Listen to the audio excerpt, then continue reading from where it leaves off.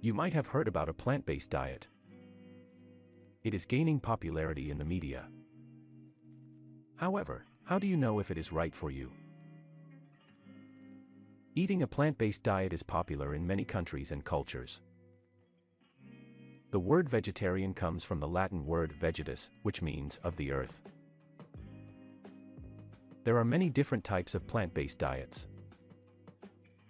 There is the vegan diet, which has no animal products, the lactoovo diet, which has dairy products, and the raw food diet, which is high in fruits and vegetables and low in animal products.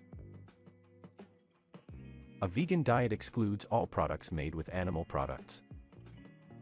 This includes products made from animal skins and other animal products such as milk and eggs. Vegans believe that all animals should be treated humanely and should not be used for food. They also avoid using any products made with animal products, such as leather and wool.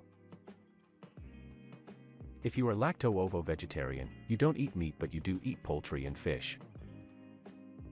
You avoid products made with animal products, but you do eat dairy. Lastly, vegetarians don't eat any meat or fish. They believe that meat and fish are the cause of cancer.